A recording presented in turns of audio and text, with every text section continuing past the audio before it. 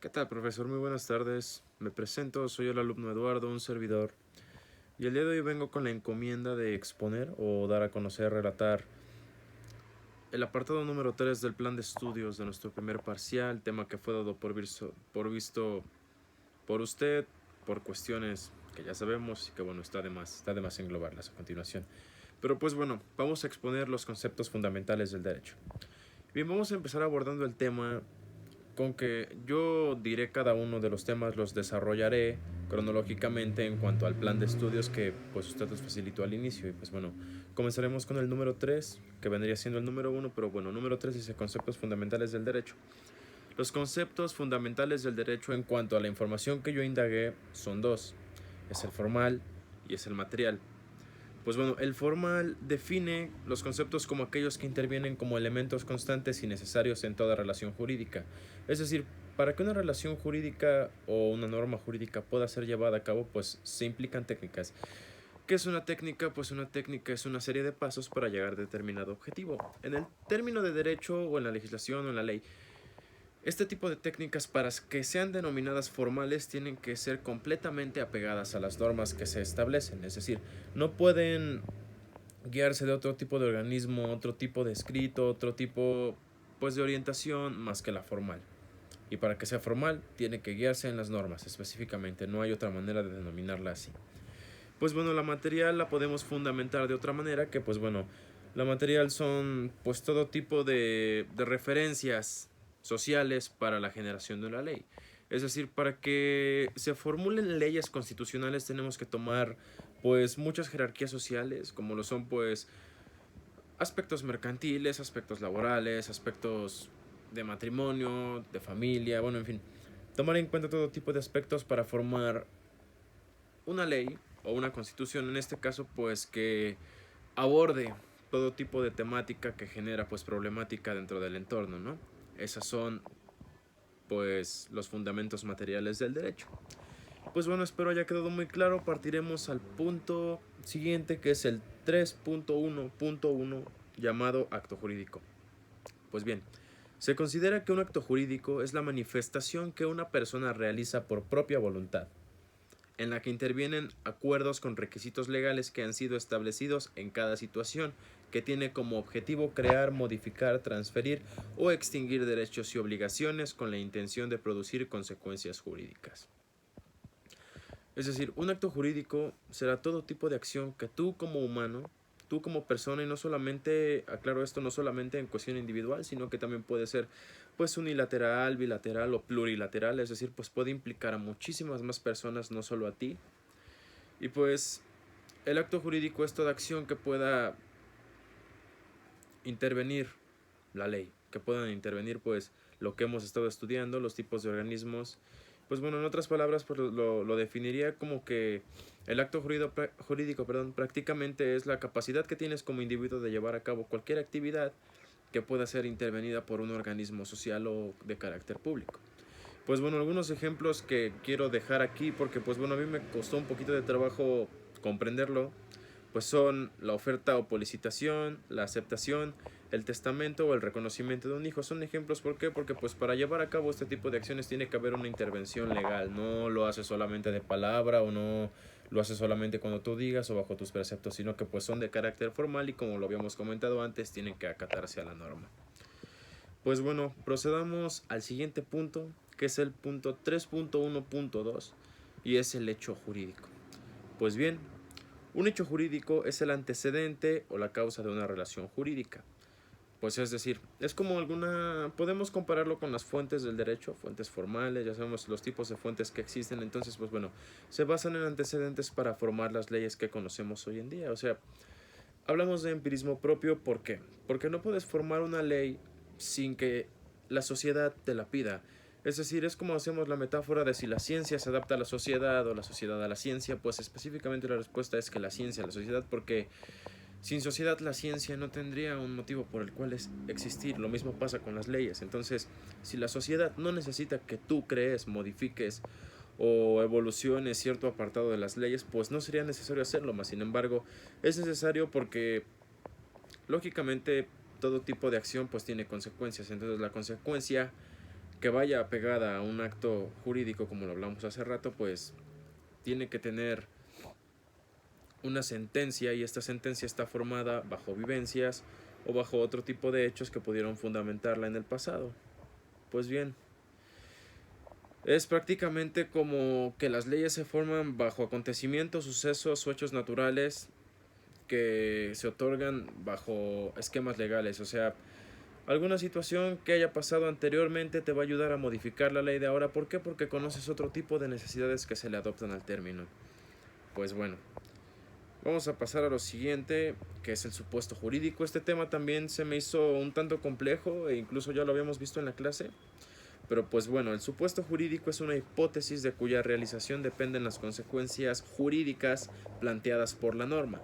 Las consecuencias jurídicas a las que da origen al supuesto puede consistir en la creación, la transmisión, la modificación o la extinción de derechos y obligaciones. Un ejemplo puede ser el abuso sexual y no presentar las cuentas sociales. Pues sí, o sea, el supuesto jurídico se va a basar directamente en las normas y en las consecuencias. Entonces, lógicamente nosotros sabemos, retomando aquí el ejemplo de no presentar las cuentas sociales, o sea, tú como persona ya sabes que un supuesto jurídico para ti es que presentes tus cuentas, ¿no? En este caso, si tienes un negocio, te presentas a Hacienda, que pues un poco más coloquialmente se le conoce como el SAT, tú das a conocer todo tipo de información acerca de tu negocio, transparentemente, tú sabes que esa obligación la tienes como locatario, o sea, lo sabes, sabes que como buen vendedor o buen comerciante tienes que estar dado de alta en tal, mas sin embargo, el hecho que tú no lo hagas, pues eso va a traer una consecuencia, y eso es lo que se le conoce como supuesto jurídico. Cuestiones que tú ya sabes que tienes que atender, pero que si no las atiendes, lógicamente van a tener cierta repercusión en tu vida, o dependiendo pues de la instancia en la que lo necesites o lo demarque la subjetividad de la situación. Pues bueno, vamos a pasar al apartado 3.2.1, que es denominado persona. Pues bien, como se nos fue indicado en clase, si no mal recuerdo, pues usted nos pidió formar una definición de persona, ¿no? A lo cual pues yo tuve una respuesta muy objetiva y en términos generales, pero afortunadamente pues logré citarla y logré formar pues un concepto que para mi percepción es un poco más adecuado y está un poco más nutrido, no solamente es muy a grandes rasgos, el cual es que una persona es un ser capaz de vivir en sociedad y que tiene sensibilidad, además de contar con inteligencia y voluntad, aspectos típicos de la humanidad, además de poseer lo importante para nuestra rama que son derechos y obligaciones. Pues bien, yo creo que este tema queda claro pues a grandes rasgos. ¿Por qué? Porque pues una persona es cualquier individuo que se desarrolla en la sociedad, ¿no? O sea, no tomamos en cuenta género, no tomamos en cuenta preferencias, gustos, no. Simplemente tomamos en cuenta que un ser vivo, pensante, como lo somos nosotros, será denominado persona, y por el simple hecho natural de haber nacido ya tiene pues ciertas encomendaciones aquí en tierra para llevar a cabo y llamarse pues como un ciudadano, ¿no? Llamarse y verse como tal, ya que el simple hecho de ser persona y llamarte ciudadano por ley no te hace como tal. Hablemos de las cosas no solamente por conceptos, sino también por hechos, y este es el caso de una persona. Como persona sabes que tienes derechos, por supuesto, de los derechos que puedes gozar tú, en este caso usted, en este caso yo, o cualquier segunda o tercera persona más. Sin embargo, hay otro apartado aquí que la mayoría ignoran o que la mayoría preferiría no tomar en cuenta, los cuales son las obligaciones, ya que no nos queremos acatar muchas veces a ellas, pero pues bueno, ese ya es otro tema. Por otro lado, pasamos al apartado 3.2.2, el cual es la jurisprudencia. Pues bueno, este tema, si les soy muy honesto, profesor, es un tema que me ha costado muchísimo trabajo comprender, ya que las definiciones que he logrado indagar no se me hacen como muy objetivas, divagan entre bastantes ideas, las cuales pues no puedo adaptar a mi mente si es que no me las explican.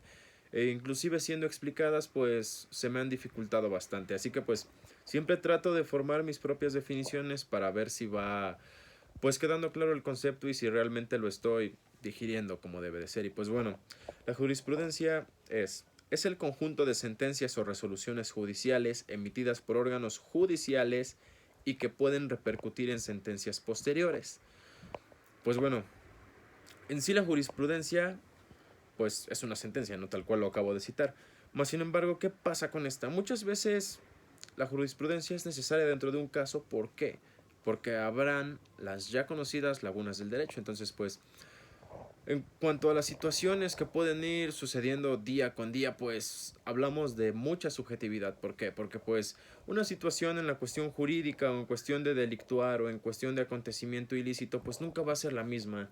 No seguimos un parámetro y no seguimos una ciencia exacta como para tener siempre pues la misma solución al mismo problema durante tantas veces, siendo que posiblemente se nos presenten como abogados o como licenciados o como personas que imparten el deber, pues situaciones muy similares, ¿no?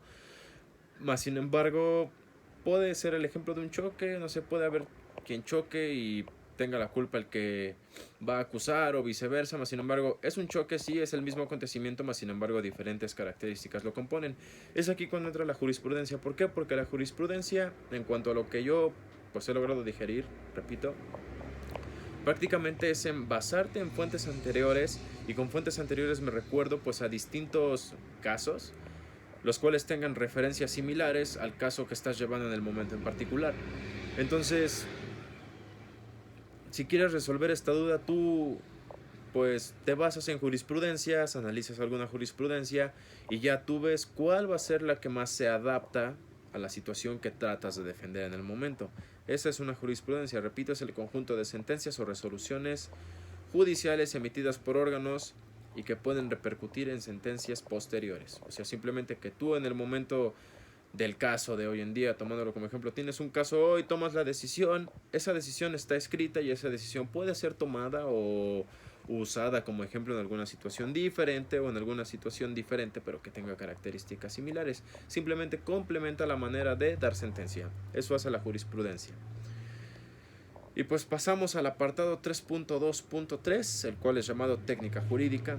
Y pues bueno, la técnica jurídica es un conjunto de los medios jurídicos, de la formulación de la norma y de la aplicación de los practicantes que permite la realización del derecho con una finalidad determinada. El derecho es un objeto cultural y por lo tanto obra del hombre. En efecto, son los hombres los que dictan las normas que han de regir la convivencia y también que las aplican. Pues bueno, prácticamente una técnica jurídica también lo englobamos dentro de una tarea, que la técnica jurídica tiene varias divisiones, que en este caso es desde la manera de enseñar, la manera en que se imparte el juicio, la manera en que aplicas las leyes y algunas más. Pues bueno, prácticamente la técnica jurídica es todo el entorno que nosotros conocemos como licenciados que hace qué. Se encarga de dividirse en subramas o ramas como las que acabo de mencionar ahorita y forman el derecho como tal. ¿Por qué? Porque pues el derecho no solamente es el concepto y no solamente es que tú pues lleves a cabo el acto de litigar. No, no, no, el derecho es muchísimo más amplio. Entonces una técnica jurídica pues siempre nos va a servir en el sentido de que, repito, retomando el ejemplo de la sociedad, si no hubiera sociedad, el derecho no tendría por qué evolucionar, el derecho no tendría por qué cambiar. Entonces, está claro, ¿no? Se formulan normas y se aplican a la sociedad bajo técnicas jurídicas, que es una técnica, reitero, porque también ya había citado antes esta definición, que una técnica es una serie de pasos para llegar a un objetivo determinado. Entonces este tipo de técnicas se van adaptando de nuevo a través de vivencias, a través de empirismo, y pues logran que el derecho sea impartido de todas las maneras, no solamente pues litigándolo, no, no, no, sino que también enseñándole a nuevos aspirantes, enseñando cómo llevarlo a cabo, cómo imponerlo de la manera correcta y de la manera más concreta posible. Y pues bueno, pasamos al apartado 3.2.4, el cual es sanción. Pues bien, ¿qué es una sanción? Todos en nuestra vida hemos sido sancionados de alguna u otra manera, y esto a raíz de qué? A raíz de no respetar normas, a raíz de no respetar reglas. Y pues bueno, prácticamente es una consecuencia, es el efecto de la causa. Entonces bien, definamos, una sanción es una decisión tomada por una autoridad pública o privada como consecuencia del incumplimiento de una regla o norma de conducta obligatoria, en perjuicio de la persona humana o jurídica a la que se le atribuye la responsabilidad por el incumplimiento. Pues sí, una sanción pues viene a través de qué? Viene a través de un acto jurídico que tú llevas a cabo, que bien ya lo habíamos mencionado, tú conoces tus obligaciones, si no acatas tus obligaciones, pues que procede a una sanción. ¿Por qué? Porque simplemente no estás cumpliendo con las normas y las regulaciones que se te fueron impuestas para llevar un ordenamiento correcto. Así que si tú no cumples alguna de estas dos, pues por ende ya sabes lo que te compete, una sanción. Puede ser de carácter administrativo o existen también algunas más. Pues bueno, El 3.2.5 es el término de soberanía y aquí hago un ligero hincapié porque pues bueno, todos conocemos la definición de soberanía o los que la conocemos como pues el poder supremo, ¿no? Es como un derecho, es como una ley, es tal cual la autoridad máxima y que bueno, es un poder supremo. Poder con supremo decimos que está sobre otros poderes, o sea, remarca la supremacía desde el concepto hasta llevarlo a cabo. Que bien, la definición como tal de soberanía es el ejercicio de la autoridad en cierto territorio. Esta autoridad recae en el pueblo, aunque la gente no realiza un ejercicio directo de la misma, sino que delega dicho poder en sus representantes. ¿Qué significa esto? Que pues bueno, nosotros somos el poder máximo, los ciudadanos. Podemos decidir, podemos pues siempre poner nuestra opinión, darla a conocer en cuanto a las decisiones, en cuanto a los nuevos dirigentes sociales, sí, claro, pero ¿qué pasa? Aquí tenemos representantes, hay intermediarios que son los políticos y de políticos pues hacemos como puestos y supuestos desde el presidente hasta el primer ministro, legisladores, diputados, senadores, en fin. Ese tipo de representantes son aquellos que no gobernarán por nosotros, mas sin embargo llevarán a cabo la actividad de gobernar sin necesidad de que nosotros nos veamos inmiscuidos en ella. Hago el hincapié aquí porque la soberanía, al final de cuentas, es un significado, significa independencia, es un poder de competencia total, o sea, tú puedes todo como ciudadano, tú tienes el poder de decidir sobre tus políticos, tienes el poder de acatarte a tu constitución como base principal y principal ordenamiento jurídico también, y esto te lleva a concluir algo importantísimo que es que no existe una norma que esté por encima de la soberanía. Siempre y cuando lógicamente la soberanía tampoco decaiga del carácter formal. No puedes exigir cosas que sabes que van a afectar a los demás. Así que bueno, espero que haya quedado claro qué es la soberanía, porque pues muchas personas tienden a creer que la soberanía simplemente es como que lo tienden a comparar con la democracia directamente. Y pues sí, sí es democracia, la soberanía es democracia, pero no es el único apartado del concepto que importa. Importa saber que es supremo e importa saber que sí lo delegas tú como ciudadano, pero sí hay también representantes. Entonces no es como que tú directamente vayas a ordenarle al presidente que no sea presidente, no. Hay que pasar por más procesos, hay que saber aplicarla y hay que saber en qué momento es útil y en qué momento se puede utilizar ese poder que tú como ciudadano tienes sobre organismos políticos u organismos públicos o sociales en este caso. Pues bueno, vamos a pasar al apartado último, al 3.2.6, que es el Estado y el derecho. Pues bueno, vamos a hacer aquí un hincapié importante antes de definir. El Estado regula todo tipo de conductas sociales, y no me refiero con conductas sociales a que acaten la ley, sino que pues bien, se encarga de organizar políticamente, administrativamente y soberanamente una zona geográfica. Pues bueno, este tipo de, bueno, el Estado se divide en diferentes instituciones, las cuales necesitan valerse de algún estatuto, alguna ciencia, alguna filosofía que se encargue de ¿qué? De regular el comportamiento. ¿Por qué? Porque los estados necesitan un bien común, necesitan vivir sanamente, necesitan pues una convivencia plena y sana para poder desarrollarse de una manera similar o de la misma manera, plena y sana. Entonces, pues ¿qué pasa aquí? El Estado va arriba del derecho, ¿por qué? Porque el derecho es completamente dependiente del Estado. Aclarando esta duda, procederemos a las definiciones. Y pues bien, el Estado es una forma de organización política que cuenta con poder administrativo y soberano sobre una determinada zona geográfica. Bien, se denomina Estado al conjunto de instituciones que tienen la finalidad de administrar los asuntos políticos. Pues bueno, vamos a pasar con qué es derecho. Yo creo que a estas alturas tiene que quedarnos un poquito más claro lo que es el derecho. Y pues bueno, nosotros sabemos que pues el derecho es un conjunto de principios y normas generalmente inspirados en ideas de justicia y orden que regulan las relaciones humanas en toda sociedad y cuya observancia es impuesta de forma coactiva por parte de un poder público. Pues bueno, después de leer la definición de derecho, reitero una vez más que el derecho pertenece al Estado como rama para la regulación social. No olvidemos ese punto porque es muy importante.